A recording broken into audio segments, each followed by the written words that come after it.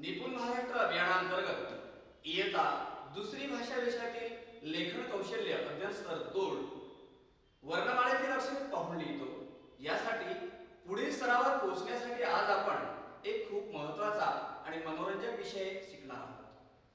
तुम्ही पाहिलं असेल की लहान मुलं शाळेत गेल्यावर सगळ्यात आधी काय शिकतात?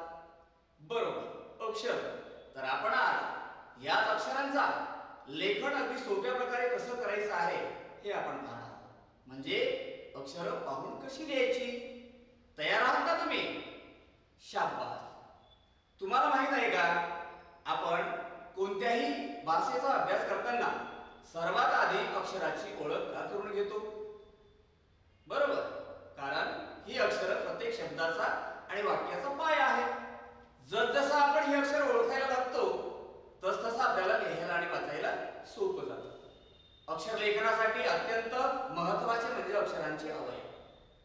तर प्रथम तुम्हाला 2 रेघीव वहीमध्ये वेगवेगळा आकार हे तुम्हाला गिरवायचे आहेत। म्हणजे आता ही आडवी रेघ आहे बघा। आता या ठिकाणी तुम्हाला हा चार्ट दिसतोय। या चार्ट मधलं जे अवयव आहेत हे सर्व अवयव तुम्हाला गिरवायचे आहेत। म्हणजे उभी रेषा, आडवी रेषा, तिरपी रेषा, त्यानंतर खाली तोंड असलेलं अर्धचंद्र, वर तोंड असलेलं अर्धचंद्र, हे सर्व आकार तुम्हाला काय करायचे आहेत? 2 रेघीव वहीमध्ये गिरवायचे आहेत। आता बघा, हे तुम्हाला काही चित्र दिसतायत बघा आणि या चित्रामध्ये त्या चित्राच्या खाली काही अक्षर आहेत। आता बघा, हे चित्र कोणतं आहे? बरोबर, हे चित्र आहे अननसाचं। मग अननस या शब्दामधलं पहिलं अक्षर कोणतं आहे बघा? अ। बरोबर आहे, म्हणजे हे जे अक्षर आहे हे अक्षर आहे अ। आता दुसरं चित्र बघा, यामधलं कोणतं चित्र आहे दुसरं? तर हा आहे बघा मासा, आणि खाली शब्द सुद्धा लिहिलेला आहे मासा। म्हणजे आता या मासा या अक्षरामधलं पहिलं अक्षर कोणतं आहे बघा? बरोबर, म। म्हणजे बघा, आपल्याला काय करायचे आहे? समजा या ठिकाणी अ म्हणजे हे अक्षर आहे बघा अ, त्यानंतर हे दुसरं अक्षर आहे क आहे। बरोबर आहे। मला सांगा, आता हे जे अक्षर आहे हे अक्षर कोणतं आहे? बरोबर, हे आहे म। आता तुम्हाला काय करायचं आहे? आता हे जे अक्षर अ आहे या अक्षराला मी काय करतोय बघा, आपल्याला लेखन शिकायचं आहे। आता यापूर्वीच आपण काय केलेलं आहे? अक्षराची अवयव गिरवलेली आहे।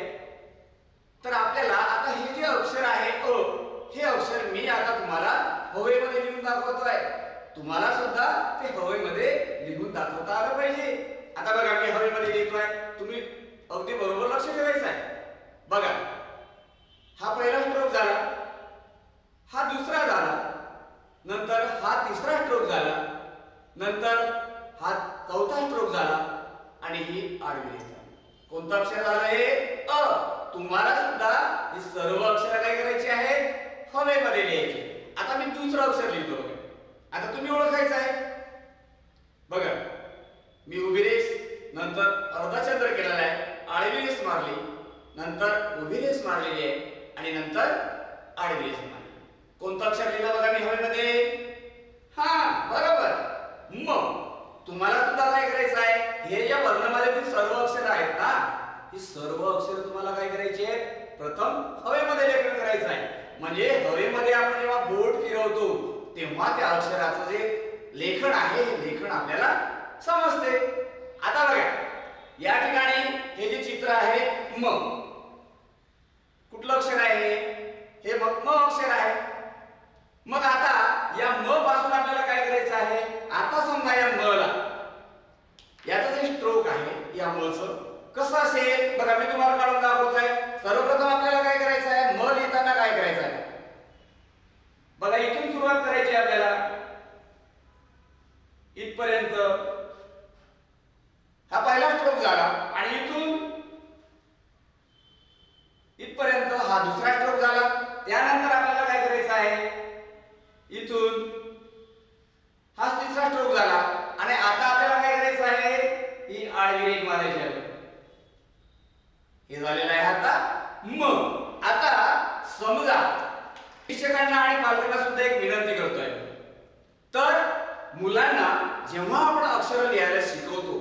त्या विद्यार्थ्यांना प्रोत्साहन द्या, त्या मुलांना प्रोत्साहन द्या.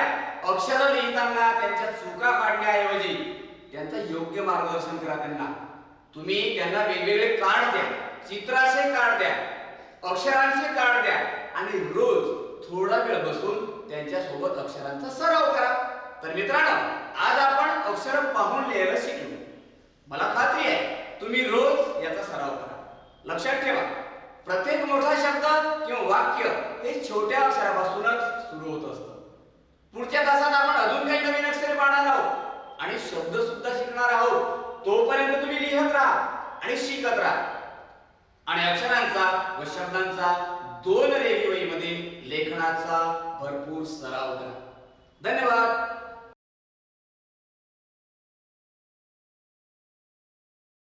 नमस्कार मित्रांनो, कसे आहात सगळे? मी तुमचा मित्र, तुमचा शिक्षक.